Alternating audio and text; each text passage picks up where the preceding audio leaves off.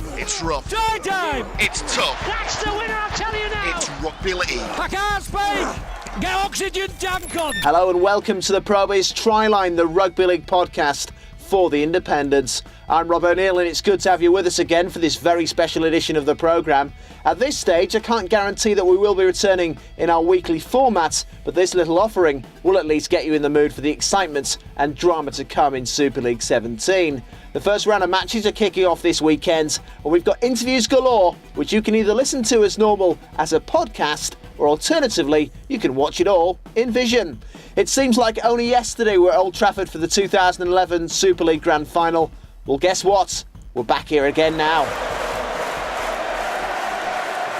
This is the PROBIZ Tryline, the Rugby League podcast, and it's a Phoenix Multimedia Productions audio presentation for the independents.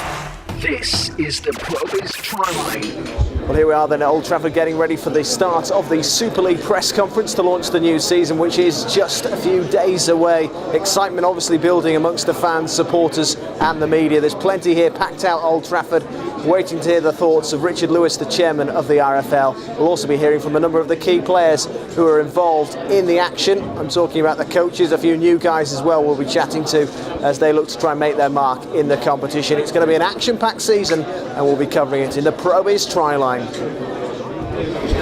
Now, 2012 promises to be the dawning of a brand new era for the Super League. There's so much to look forward to this year, from a new sponsor in Stobart, new stadiums at St Helens and Salford, new rules, and the Widnes Vikings return to the top flight. And I'm sure the question on everybody's lips in this room today is, will we have a new team lifting the Stobart Super League trophy at this iconic venue in 8 months' time?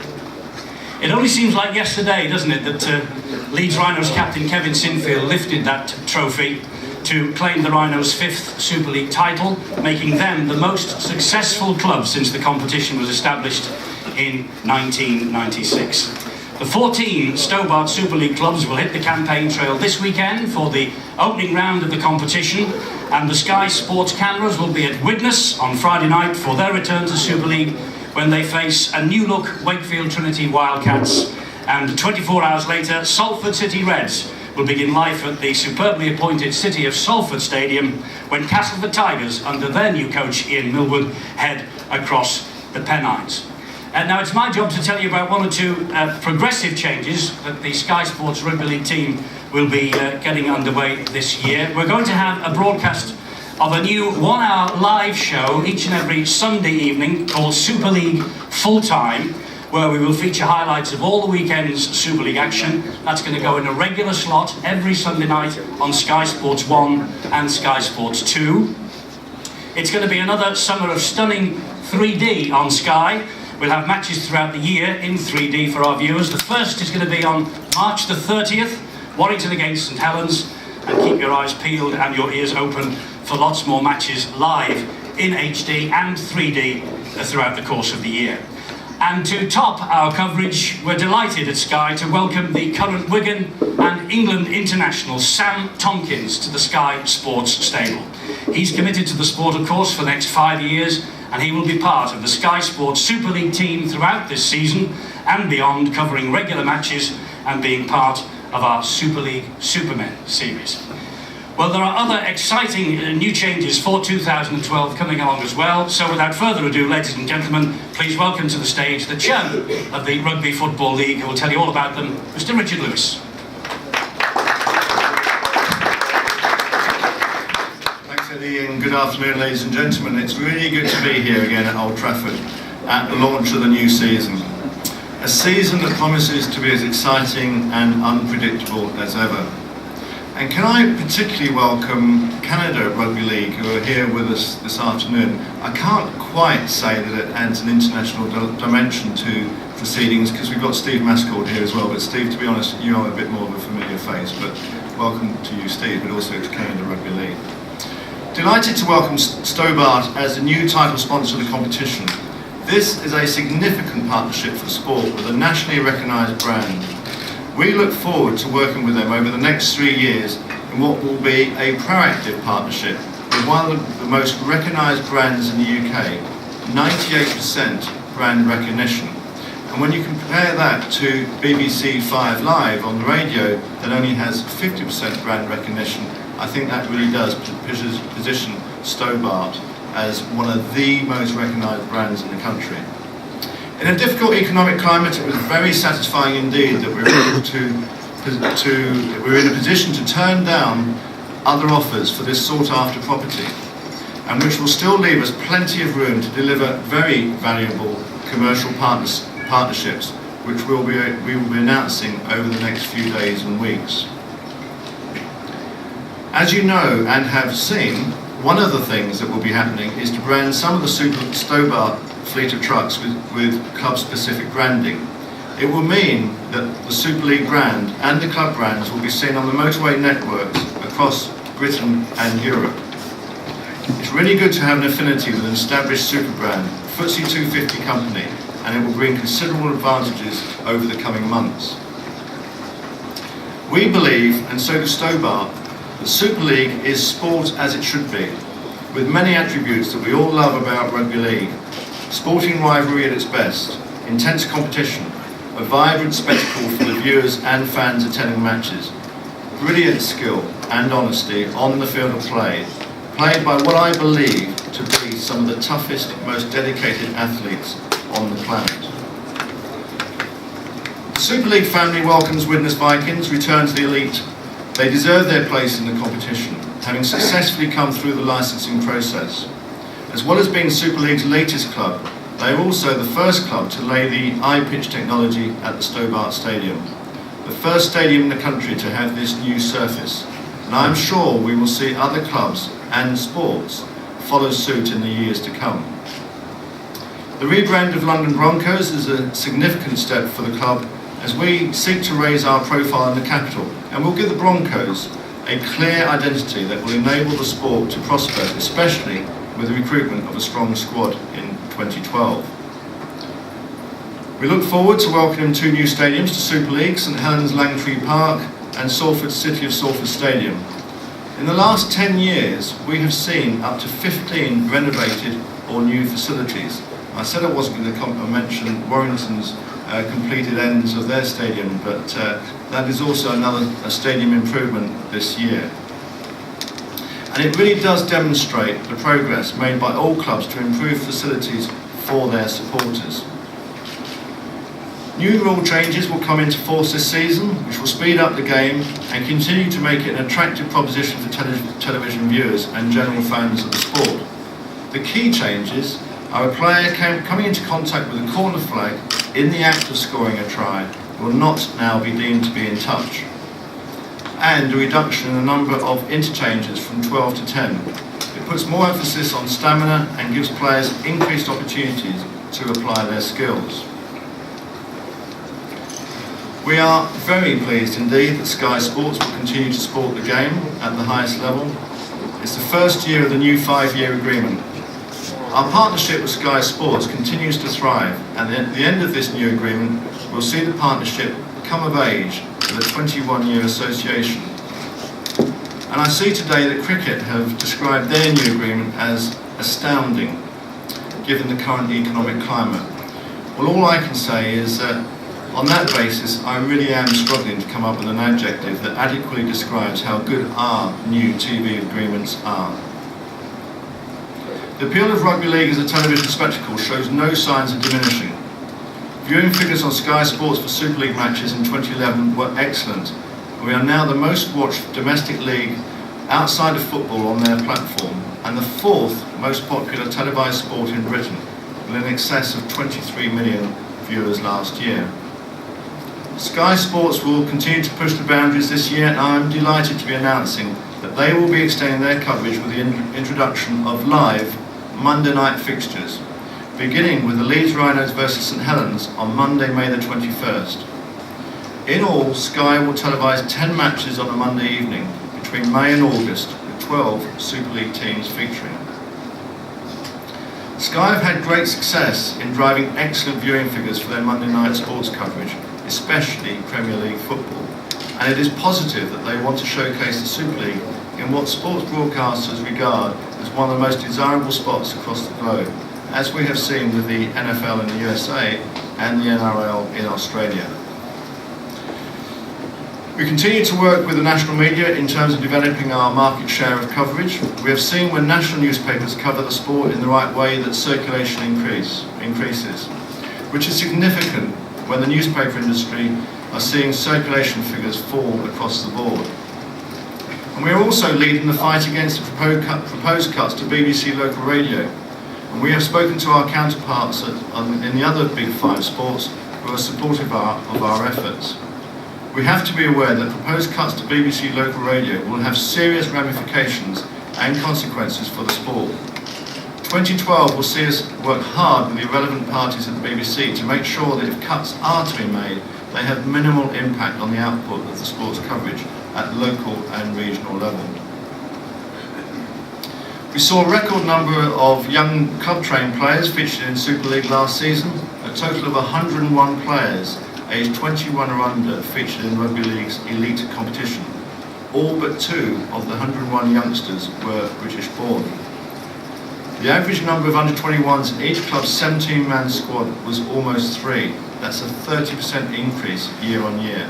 It is the 5th consecutive year that the sport's elite competition has recorded rises in homegrown players, and it is further evidence of the investment all clubs have made in their talent identification and development programs. And finally, how pleased we are to be taking the Magic Weekend to Manchester's Etihad Stadium, the third venue for the innovative concept since it was launched in 2007. This year's Magic Weekend will build on the memorable and solid foundations the event has laid down at both Murrayfield and Millennium Stadiums. The move to the Etihad Stadium will allow even more people to experience the unique atmosphere and spectacle, and they will be able to witness sporting rivalry at its best. I'm as excited as anyone by this season, more so I think than in, to be honest, any previous season. I hope you are too. So it just remains for me to wish all the clubs and all the players the very best of luck for the season ahead, and thank all of you for your continued support. Thank you. This is PROBIZ Tryline, your weekly Rugby League podcast. Well, I'm joined by the new boss of Wigan Warriors. You're looking forward to your first season, Sean, as the head coach? Yeah, I'm looking forward to it immensely. I'm really excited. The players have been absolutely superb. They've turned up to train every single day with loads of enthusiasm. We had a great week in Florida, and they've all turned up every single day to make themselves better. And the team spirit is the best I've ever known it while I've been here. And they've had enough of pre-season now. They want to start playing games, and we're looking forward to ripping into Huddersfield on Sunday. You've been a big part of the success in recent seasons, but now you are the number one. Is that extra pressure? Is that something you thrive on, that type of situation? No, it's less pressure to me because I'm not a natural assistant. You know, I didn't enjoy being assistant because I'm quite opinionated and on how the game should be played, and not to be in control of training like I've been with the 18s and 20s at Wigan was quite tough. You know, I learned a lot of Michael, and hopefully he learned a lot of me. But making the call now as head coach, I'm a lot more comfortable with that.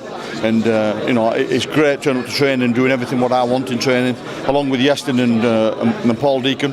So I'm excited. You know, I'm looking forward to it. Every day I get up, I want to get into work, and it's just a real nice place to be. And you have taken charge of the team before, of course, on occasions where Michael was away, so it's not like you haven't done it before. No, it's not, and many of our players, I'd say 10, 11, 12 of our players, especially the ones we play another weekend, I've coached from being kids. I've known them since we're 15, 16, so they know the way I like to play. They know about behaviours off the field, and all my traits they understand, you know, so they understand me totally, so it's nothing new to them at all. Will we see a difference in approach from you? Have you got a different philosophy to what Michael's sort of beliefs were?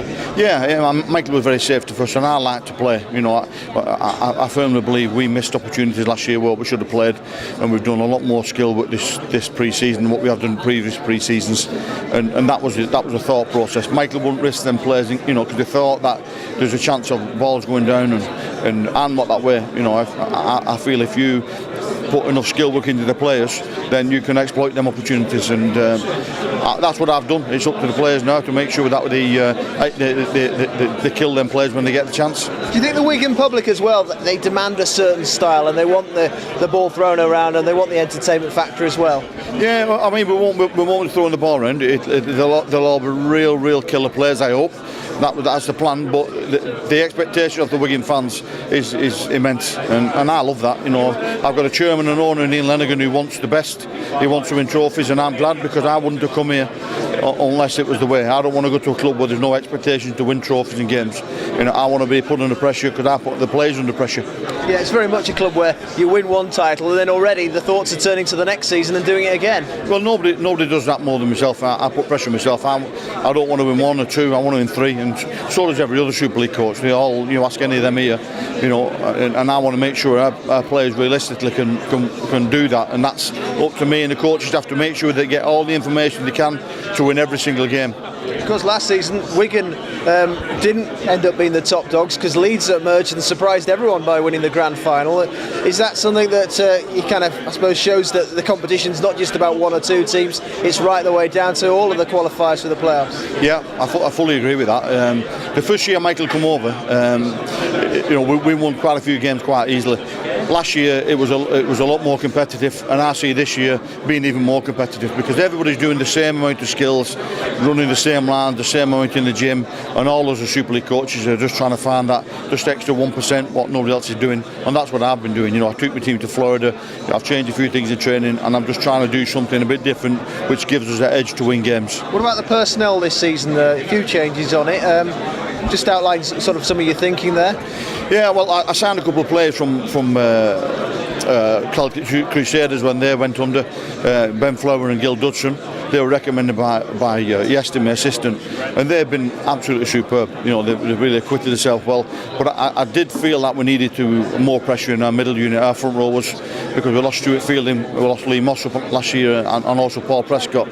And having that competitive spirit in that middle unit affected us last year, and I don't want that again. So I signed 2 front rowers from there. I signed Epola Milwaukee from Hull, another front rower who's a real tough front rower, has a bit of fear factor about him. And I also signed Anthony Gelling, who's a centre, and I took a bit of a punt on Anthony because he's a young kid, very skillful, but not up to speed with his defence yet. It will be, and when he is, it'll be a great asset to us. And behind the scenes, as you say, Yestin Harris he's taken a step backwards, if you will, from being a head coach. What does he offer? What does he bring to the party? Oh, technically, he's very good. He's very good. He's a great bloke to get on with. He's been so far in a few months together. He's been superb for me. And just finally, I'm probably competing with the Tannoy, but a quick word on your first game. I suppose after all the preparation work, all coaches and players want to do is get the real thing on, isn't it? It's game time. And we're exactly the same. We're the same as the players. The players are itching to get started, and we're exactly the same. We can't wait to get started, and everything we've done this pre-season, you know, I'm hoping I'm going to see it again on Sunday. All the best. Thank you very much. Cheers. Thank you. Well, I'm joined by the new coach of Hull KR. Obviously, you've had the pre-season to get to know your players and work with the team. Are you ready for the big kick-off now? Yeah, we're as ready as we'll ever be. You know, obviously, you know, like every coach, you probably want a little bit longer to prepare, but we're on the same boat, and you know, come Friday night, you know, hopefully we'll be ready to go. Have you been surprised by the quality that you've inherited in this squad? Yeah, so some good kids there. You know, I've been pretty impressed by what I've seen, and I've been equally impressed by the new players that have come in as well. So, you know, as I said, hopefully on Friday night we'll be competitive against a very good Leeds side. Just tell us about some of the new names that you brought in and what they'll offer. Yeah, Mickey Potter, we got him from the Bulldogs, you know, back in the NRL, and he's a very dynamic sort of player, good leg speed. Con Mika and Shane McDonald from Newcastle, I think, you know, quality plays in their own right. But I'm also been pretty pleased by a couple of boys we picked up from Huddersfield in Graham Horn and Dave Hodgson. You know, they bring a bit of experience to the side as well. So, you know, all in all, I'm positive that those boys will acquit themselves well.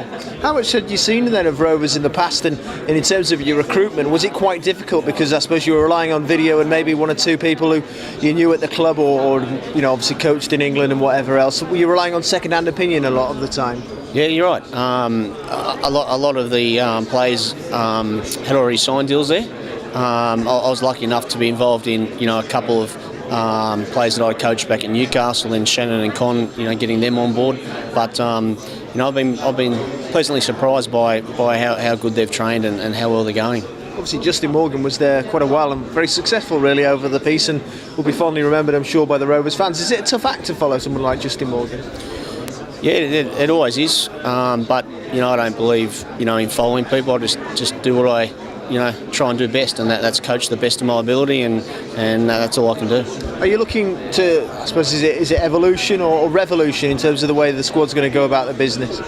Yeah, it's probably a little bit different than what it has been done in the past.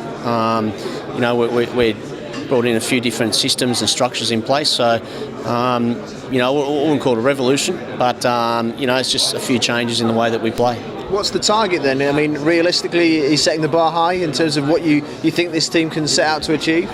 Yeah, for me it's all about individual improvement, and I've set the players, they've all been given some goals as individuals, and if they can improve as individuals, then our team will improve, and if our team improves, then you'll see some good results. For you as well, is this also about your own personal development as well? A head coach, in a Super League side, it'll put you on the map. Yeah, I haven't really thought about myself, to be honest. All I'm thinking about is my boys and how well they play. But it's just a fantastic experience being a head coach and coaching in the English Super League. It's a dream come true for me. Yeah. It's not just like you've moved down the road though. You obviously come from Australia and all that sort of entails, and I suppose the acclimatising process. How's that gone for you? Are you finding life in England good? I had been till last week when it started to get really cold. But yeah, it's the people in Hull have been really friendly and helpful and accommodating. And you're right, it was a big decision to move from Australia over here. But I've got no regrets, and I'm really enjoying it. Was it always one of your ambitions then to come coach in England? I've always enjoyed England. I was here a long time ago, playing. So I've always enjoyed living over here. And when the opportunity came up, I took it with both hands. That's for sure. Well, the first game is on the horizon. I suppose you're already set to kind of get stuck in, really, aren't you? I mean, it's all very well training and preparing, but I suppose it's all about game day, isn't it? It is, that's why you coach. You don't coach to coach pre-season. You coach to, coach games, and players are no different. So, come Friday night, hopefully, we'll be ready to be, competitive. That is the thing. You will see them in pre-season, you will see them in practice games, but you won't really see what they're like, I suppose, at full tilt, because this is the time when it all really happens, isn't it? Yeah, you're exactly right. This is the time where, two competition points are at stake, and this is where you see our players perform under pressure, you see our players perform under fatigue, decision-making abilities, all those things that is a little bit harder to judge in training, that's for sure. What about your opponents? Quick word on them? Yeah, they're a very good side. They're not the champions for nothing, and look at their list. I think they've got 10 players that have played for their country or currently playing for their country, and I think we've got one. So it tells us that we're up against a class side, and we have to be at our best if we want to be competitive. They surprised everyone in many ways, haven't they? The way that they came through in the end last season, but that just goes to show it doesn't matter where you finish in the competition, you have to go to the bitter end, and you never know what will happen. Yeah, if you make the semi-finals, anything's possible, and and Leeds showed that, and they played superbly in the last season, and for me they deserve to be the champions because they produced the goods when it mattered. Well, all the best. No, thank you. Getting ready for that first game. You're in Super League again. How does it feel? It's exciting. The lads are really looking forward to it. And again, it's just good to be part of the show, really. And you've been used to being, part of the top end of rugby league, all your life. And this is probably what it's all about, isn't it? Well, it's been a long time since I've been involved in this. Since I was coach at Wigan, it's been 7 years since Widnes were in the Super League. So this is not like it's new to us, but it's pretty exciting. It's something that we've really worked hard to be involved with, and it's good. It's just good to get going again. And you're not just in this competition though to make up numbers. There's a goal in there, I'm sure, to probably overachieve, and certainly in the eyes of everyone else. Well, I think everybody sees that. We're not here just to be the rubbing rags. We know it's going to be really tough. We know it's going to be a very, very physical and sort of hard work of a year because we're new to it. It's year zero. We've just got a brand new squad, 16 new players. So we know it's going to be tough, but we're here to make people sit up and take notice. And you've had a bit of time, haven't you, this time around to prepare for it, which hasn't always been the case for sides that have come into the competition in the past. I wouldn't say we've had any jump on anybody. They told us that we were available and we were in the competition, but we had no funding, but we weren't allowed to sign players to anybody else was. So we just had the ability to sit on our hands and wait until everybody else had to go as well. So it hasn't had too much of a jump. It's been nice to know that you're in there, so you can look at sponsors and look at helping your supporters get ready for it. But I think we're on level footing, if not well behind everybody else when it came to recruitment. Do you think the name though of Widnes, because it's got a decent tradition, helps in terms of your recruitment? And when you say, "Look, do you want to come play for us?" It does appeal. No, it's a great club with a great history, but that's what it is. It's a history. We're 7 years out of Super League. The pool of players is not huge. So finding those players is pretty difficult, and the good ones everybody wants. So it's been a very, very tough 3 or 4 months. So yeah, we know we've done it tough, and we know that it's been hard to recruit players. But we're very happy with the squad we've got. I think that they can shock a few people, and they've worked really hard in the pre-season to prepare themselves to play. I'm sure you've challenged the lads that were already here, to say, can you go on and do it at the next level? Yeah, we took on 8 blokes from the Championship, and we're ready to move forward. They know that it's a big challenge for them. It's a big chance for them to actually prove that they should be involved in Super League. So it's a very exciting time, and there's a lot of change and a lot of anticipation and excitement about the place. Well, when the guys sort of line up, I suppose, on the training paddock, and they see some of the names that are coming in, and they realise what they're part of now, does that actually help bring a bit more out of the lads that have been there already? Yeah, there's lads of professional sportsmen now. They're not held. They don't really fear anybody, but they know that they've got their own egos to work on. But they know that if they don't bring the emotion and the effort week in, week out, then it's going to be very tough. They've played this game for a long time. They've just now got to keep getting better. What about the first game then? What do you reckon? It's going to be tough. We know we've got a very, very physical side that's probably sneaking under the radar a little bit, really. Wakefield have gone through something very similar to what we've done. They've changed a lot of their staff. They've worked pretty hard, but nobody's really taking a lot of notice to what they're doing. So it's going to be a very, very exciting game. Yeah, Richard Ago will be looking to put his mark down on the Wildcat squad. Well, he's coming in there as well, yeah, and he's looking to spoil our party. We've got our home ground, first in Super League, new pitch. He won't be coming there thinking just to make up numbers. He'll be coming to work a number on us. So what's this pitch like then? It's not going to burn your legs then, is it? I mean, I remember those old artificial surfaces. That's the problem. Everybody's got this picture in their head about what an artificial surface looked like. This is way beyond that. The technology is cutting edge. It's fantastic. None of the players have complained. They work on it day in, day out. And I think everybody really surprised. This is the future of sports grounds. And the ball runs true and everything. As true as it does on grass. If you could find a pitch and everybody replicated it, then this would be it. Grass, it doesn't run the same. Plastic doesn't play the same. Depends on who cuts it, length of the grass, size of the pitch. But this is very, very true. Did you think twice though when they said, look, we're thinking about getting this pitch in here? Was that ever a concern for you? Yeah, it was never a concern, no. I knew that the chairman and the club themselves were after doing something very innovative. They wanted to be cutting edge, and we knew that it was the right kind of technology. We wouldn't have done it if we didn't think it was right. Well, all the best for the first game of the rest of the season, pal. Thank you. Mick Potter, the coach of the Bradford Bulls, we're ready to go again then. Another season's upon us. Another season comes around quick, doesn't it? It's fantastic, and the players are ready to go. We think we probably could do with another few weeks of pre-season, but it's upon us very quickly, and 5th of February we're into the first round. Catalans at home. We were just saying actually on the way here that it was only seems like yesterday that we were here at Old Trafford for the grand final. Yeah, it's only a short period when you look back on it, but I'm sure the players would say it's been a long off season, and I think they're more happy to get back into training because I get back into playing because the training load drops right down, and they get on with what they do well, and that's play. Is there enough time though for the players to recharge their batteries, because it is such a demanding sport, isn't it? They take such a hit every time they play. Well, I think there is enough time, but it's more about can the players improve physically in a short period of time before the next season. That's probably the question. I think that the players do get enough rest, but you still want to improve all the time, and every year I think the Super League does get slightly better, and it's just how much further that can go physically. I suppose that gap becomes shorter for the sides that do go all the way and reach the grand final, and those weeks disappear. Then on top of that, you've got the internationals as well that have been played this winter.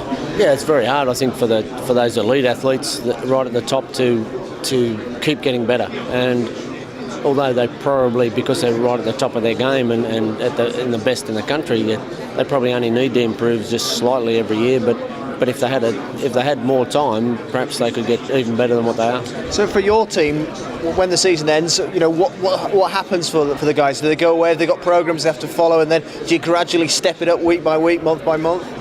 Well, they have a couple of weeks off, and then they'll have their own individual programs where they'll spend probably the next 2 to 4 weeks, depending on how many games they've played prior, in building up, and then they're back into training, and usually it's groups, small groups, depending on their size and their capabilities and whether they've got any existing injuries. So there's a steady build-up, and you periodise your training according. And here we are now, talking about first game. What about your group then this season? How's it looking? Are you excited about the squad of players you've put together?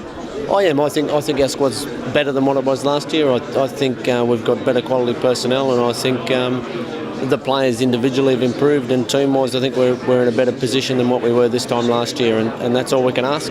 And we'll give a good account of ourselves, and we're looking forward to seeing how we go in real competition. Just been talking to Craig at Hull KR, and obviously he's come in and he's trying to make his mark with Rovers.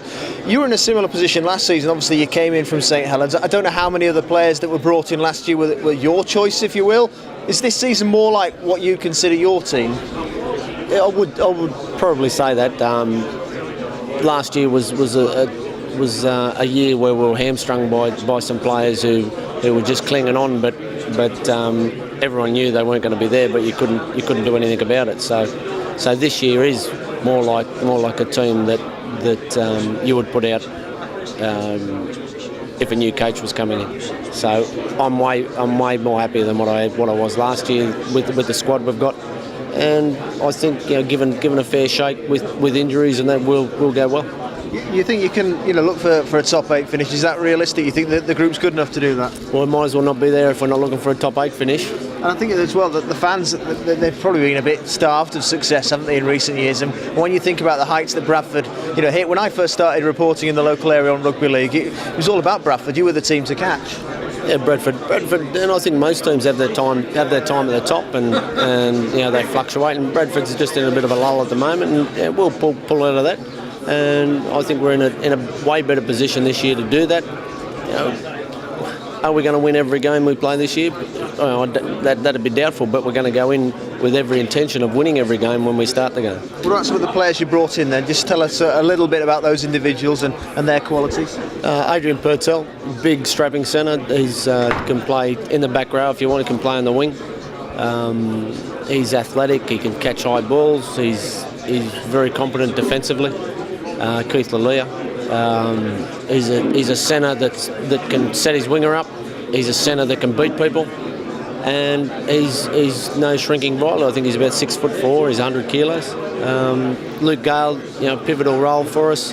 He's going to handle the ball just about more than anyone in the team. Great kicking game, a goal kicker, and takes the line on. And I think an up and coming future England player. Jared Samet. Well, Jared's probably one of the fittest players in rugby league. He's a real guy that's hard to handle. I don't think he knows what he's doing when he gets the ball, and that unexpected, that unknown is good to have in your team. And final word then on that first game, Castellan Dragons, who possibly surprised one or two people with their form last season after their form the year before. They'll be looking to go at it again. It's a tough challenge to start with. Well, people are tipping them to be top 4, and I don't doubt that's a good ambition for them to have, and it'll certainly test us in our first game to find out where we are. There's no reason that Catalans can't be there or thereabouts. They've recruited well. Leon Price, I think, is a great acquisition for them. And I think they've assembled a good squad, and I think they'll build on last year. Is it good sometimes to have a pretty solid, tough start, for the first game, because it kind of sets the bar at the standards that you need to hit every week, never mind if it's one of the sides that will end up struggling?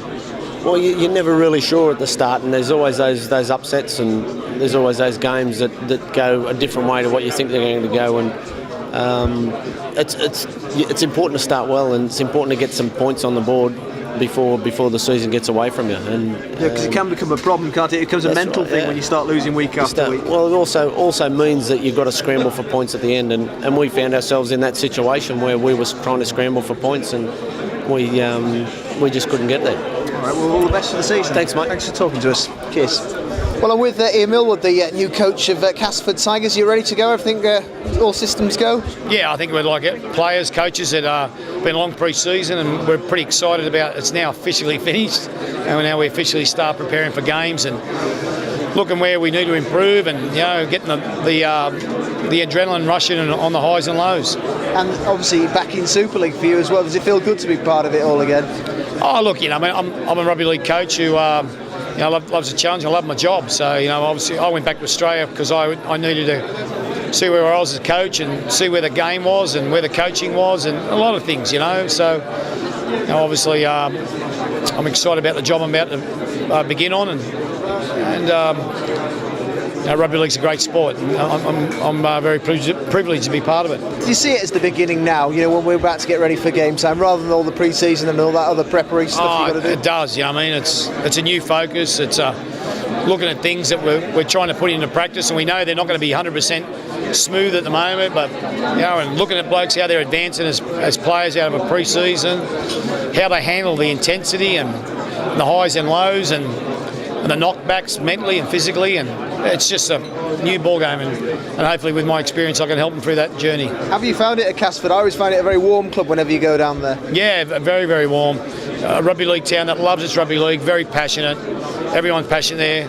A pool that keeps producing young players. There is a talent pool there which underpins the business. So, and obviously a community that are very determined to get a new stadium, and I think that's very important too. So what can you achieve this season then?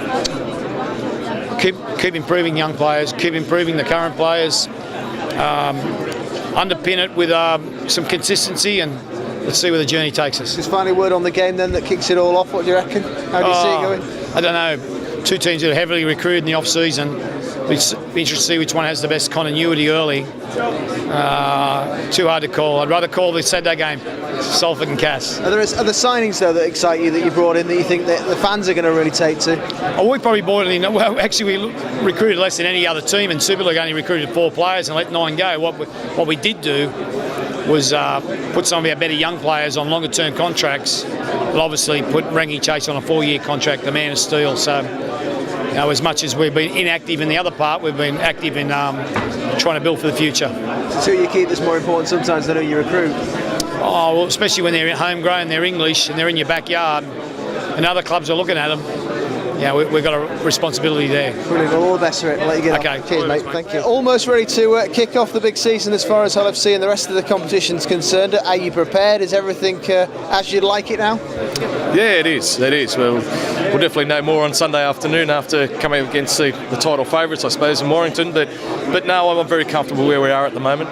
How much pressure is there being the Hull FC coach? Because I've worked in Hull myself. I know that the fans, they've got high expectations and they want to win things, and I think it's been a while since they've done just that. Well, I've got high expectations myself, and as has Adam Pearson, our owner, and definitely our supporters. So I think we've all got high expectations. We feel as though we haven't probably achieved what we should have in the last few years. So it's time to set a few things right. Do you thrive on that pressure, though? Does that sort of drive you on? It doesn't seem to play a part, really. I've got a job to do, and I don't want to be distracted by any sort of outside pressure. I'll just do the job the best I can each week, and I'm sure we'll get the results. So what about the squad that you've inherited, and obviously you've added to it as well? What do you make of the group you put together? Yeah, look, I'm more than happy with what we've got.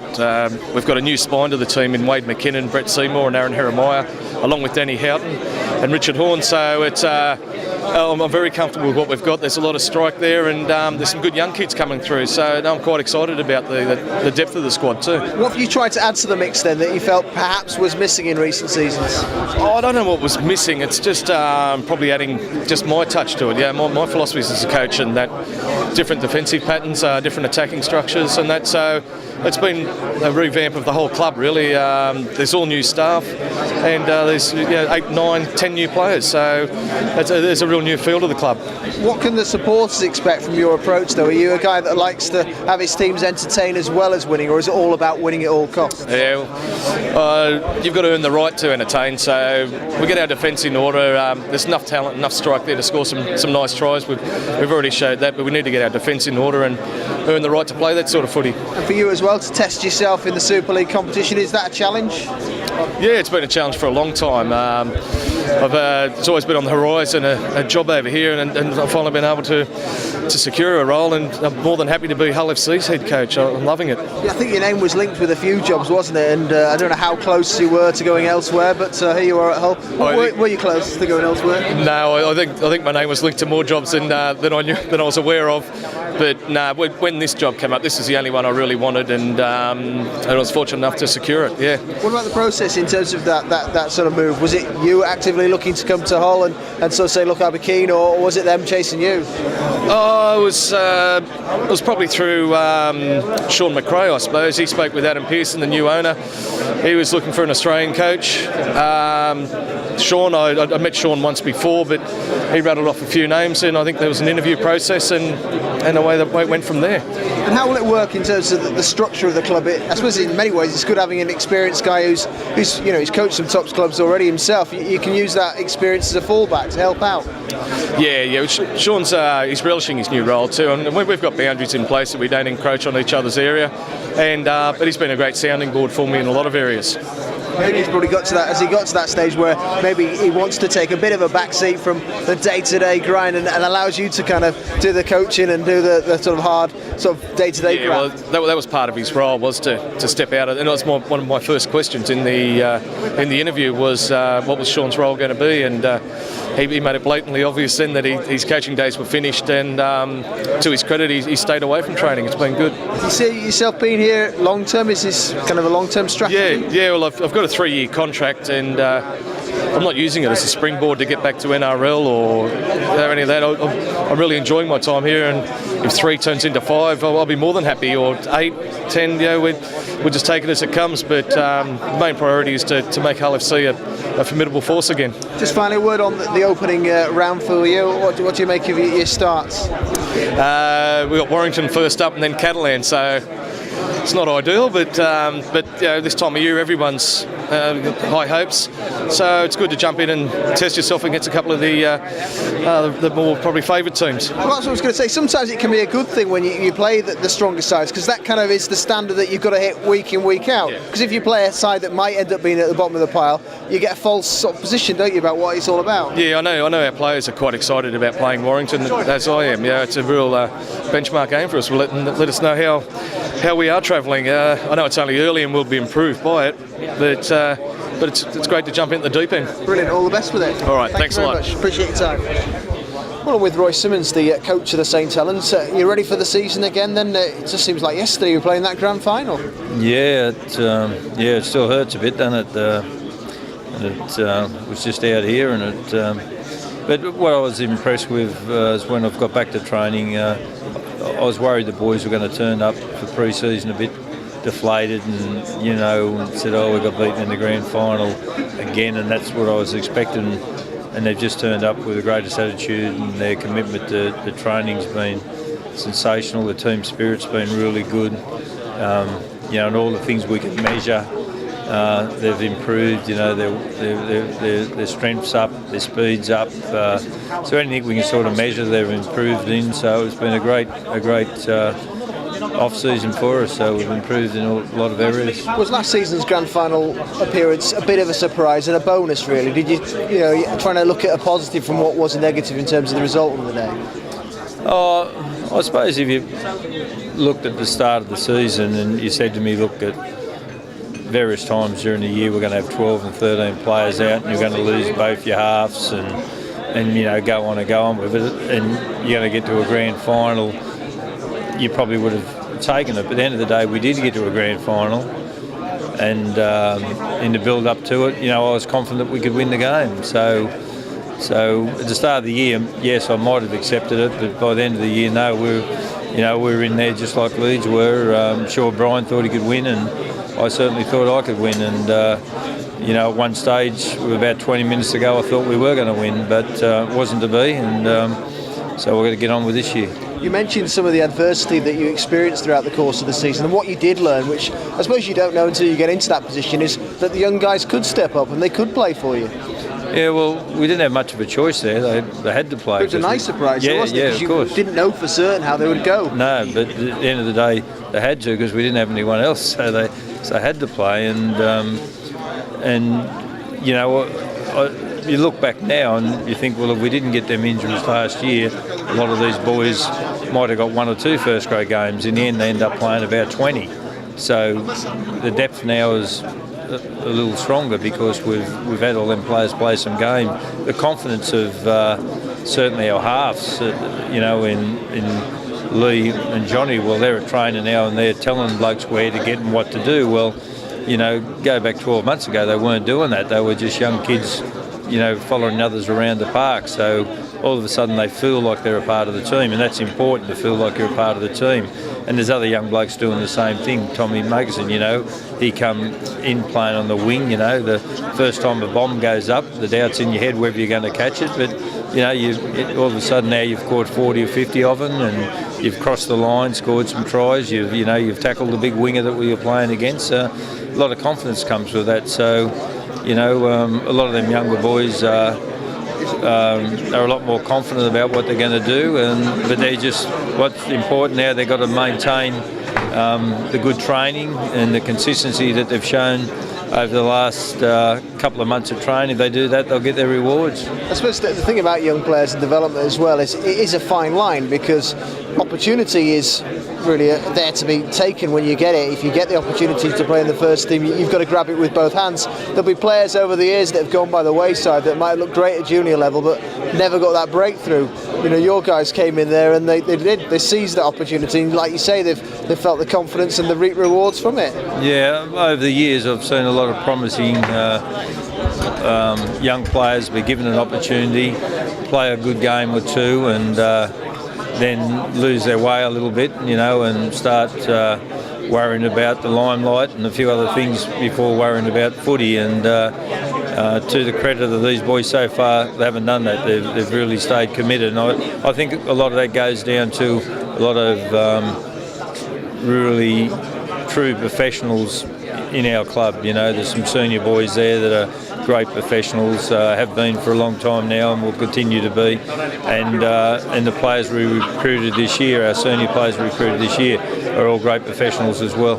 Is there a danger, and something that I suppose you've sort of alluded to already, that they have to be wary of the fact that they're now marked men, that people are no longer kind of seeing the surprise factor, that they're established stars, that I suppose the second season syndrome you've got to avoid? Yeah, but you certainly have. I mean, end of the day, some of the opposition now pay a lot more respect to you, that's one. But I don't think that's a bad thing. I think that can be a good thing sometimes. The players start paying a lot of respect to you. There's as much as they can try to talk you out of things, they still got a healthy respect for you. So that can worry the opposition just as much as as anything else. But the other thing, everyone knows them now in a lot of places. You know, so again, you've got to be careful. You know, as I call it, the limelight or whatever you want to call it. But you've got to have your head around being a true professional and not get caught up in other things that don't make you a better footballer. So what about the squad then? Adjustments you've made, tell us about them and how you feel they'll improve you. Well, we've added Anthony LaFranchi to our pack. I mean, we've had a big loss in James Graham leaving the club. I mean, last year he was voted I think the front rower of the best front rower in the world. So I mean, so we're not going to put too much pressure on our boys coming in to try to play the way James Graham does. We want Anthony to come in and play his own style of football. You know, he was a back rower back in Australia. We've moved him to the front row now. He's getting a little bit older. We think he's more suited to the front row. I think he will make a real good partnership with James Roby. I think they're going to get on the same page there and work well together. And we've also got Josh Perry, who didn't play much footy last year. We hope Josh gets over his injuries, and he got a good 40 minutes out the other day against Widnes, so there's another bonus. We've also got Louis McCarthy there, and Paul Clough, and Sean McGuinness. So we've got quite a few front rowers there, but I don't want any of them thinking they've got to compare with James. They just got to get their own style about and play their own style of footy. But Anthony brings a lot of experience to us. As I said, he's played 2005. He played for the West Tigers and won a grand final. He's played for New South Wales. He's played for Australia. So obviously a class footballer. Lance O'Hire's joined us. Lance has played for 10 years for the Warriors, and any player that plays 10 years for one club, obviously a real professional, because clubs don't keep blokes if they don't do their job for 10 years. And he's come across to join us now. We've trained Lance mostly in the halves during our pre-season, but we've also run him at full-back and at hooker. So he brings a lot of depth to us in a lot of key positions. It's very handy to have a bloke who can play 9, 7, 6 and 1. They're very hard to find. I don't know many of them. So he brings a lot of depth, and again, a true professional. And our young halves are really doing a lot of work with him, learning from his experience. And Mark Flanagan, I think it's super that we're bringing an Englishman back from NRL back in the Super League. There's, in my opinion, too many. There's only been a few, but I don't like to see players leave here and go to Australia. The quality players that are over there, should be, I think, seen over here playing on the, in the Super League. But I think it's just super for us to bring back a young bloke that backed himself, went over there at his own cost.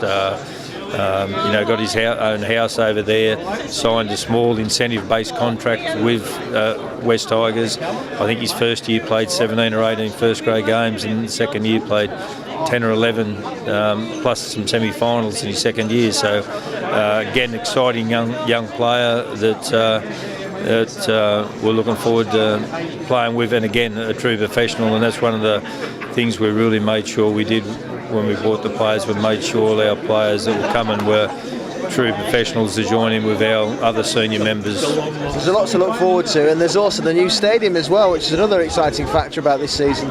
Yeah, the new stadium is fantastic. The chairman of the board, they've done a fantastic job there.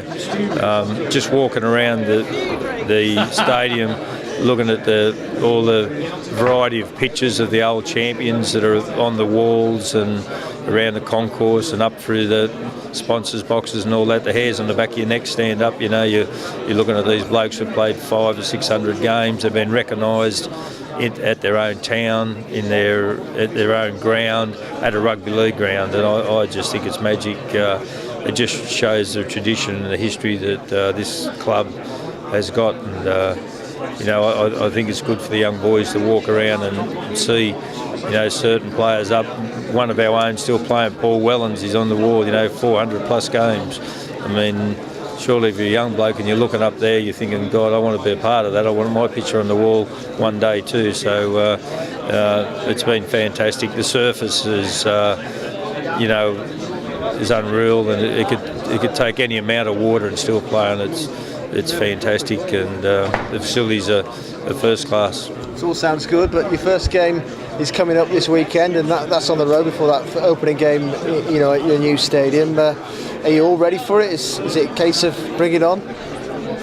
Yeah, look, I think going down to London is not too bad. First game up. I think, the young players in particular can learn a bit off a lot of our senior players, how they prepare. So we all go away together, and the senior players, they've got their own ways they prepare for games, and I think young blokes will look and say, well, how come this bloke's been playing for 10 years, and see how they prepare and get themselves right to play consistently well each week.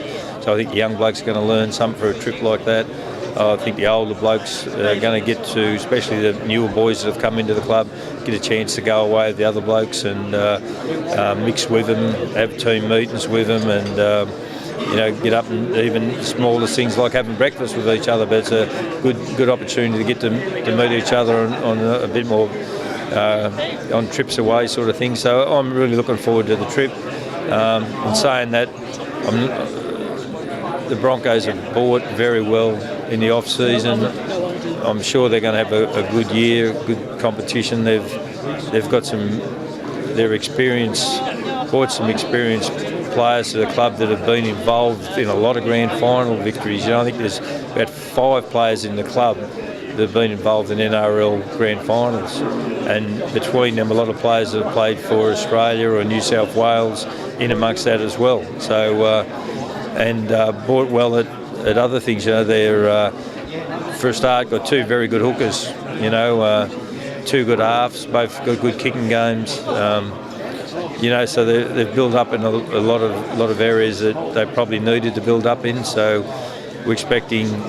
We're not quite sure what to expect really, because we haven't been able to get much footage on them or what they're going to play. But I'd imagine they're excited, and I imagine they're looking forward to the start of the new year. So I'm expecting a very hard match. Sounds like a bit of a journey into the unknown, but all the best with the game and the rest of the season. Cheers, thank you. Cheers. Well, with Brian McDermott, who's the man in charge of the team that is defending the Super League crown, is that a nice position to be in? You know, kind of going there with something you achieved last year? We've gone through all this. We've done our celebration and our back slapping, and as of midnight on New Year's Eve 2011, we weren't champions anymore. That's how we're regarding it. We're going at it. Just like every other team, we're attacking the thing. We're not defending it. So, we have no right to assume authority over any other team, other than the fact that we want to win it again. So that's our philosophy. It's I think we come unstuck defending. We're always trying to second guess what other teams are going to do. Our philosophy. Let's go out and attack it, and let's win it again. Well, we heard Kevin Sinfield just at the front there. He was talking about how you kind of were looking at what you did wrong last season and how it all finished. So I suppose you're hungry, aren't you, to make sure everything's perfect? Well, I don't think you've got to be an expert on rugby league to realise that some of the things we did last year just wasn't good enough, and certainly in some games we were terrible. And only by a great effort from a few people on and off the field did we finish in style and did we get the job done. But as Kev says, we feel like this is some unfinished business, and we're very keen on performing at Leeds. We're very keen on playing well, and we want to play well. And week in, week out, we'd like to play well. And we believe that'll get the job done anyway. But that's our priority, is to make sure we play well. And last year we didn't do that in too many games. So again, we've got some unfinished business that we want to put that to bed. How's the squad looking in terms of what you've done in terms of recruitment? Is it stronger, do you think, the group this time around? We lost Keith Senior, we've lost Danny Medeiros, we lost Alalawi Titi. The three big names there that we'll have to say Taratu. You don't replace those, but I think we've got some real excitement in Callum Watkins and Zach Ardacre. Kyle Ablett stepped up last year and played at a level, probably his best back end of the season that he's had, showed some form.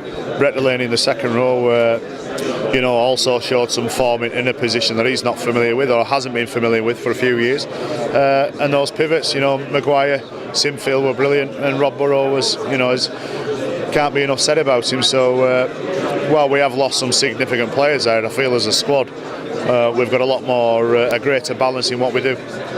I was talking to Roy Simmons, and he was talking about his youngsters that got their chance partly out of necessity last year and how they thrived in that environment.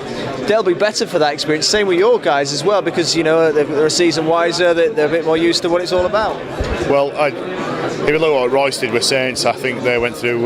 They did go through a bit of an injury crisis, and they lost Eastman for a lot of the season, and Leon Price for a lot of the season. They had some big names missing for a lot of that season, and young Lomax and Gaskill both stepped up and probably did them a great job. And what Royce, the leadership he must have shown them, to even get them anywhere near the grand final, I think it's testimony to his coaching. So I think they're going to be a lot stronger this year, and both those young fellas, Gaskill and Lomax, they'll be better for it. They'll be a real threat this year. I'm sure your young guys will be better, aren't they? Because they're more experienced now, aren't they? Yeah, they are, and they've got a bit more experience under the belt. They've got a few games, and I just think with the young kids, you've got to give them those games. You've got to let them play lots and lots of games, and if you can do that, you're going to be there or thereabouts.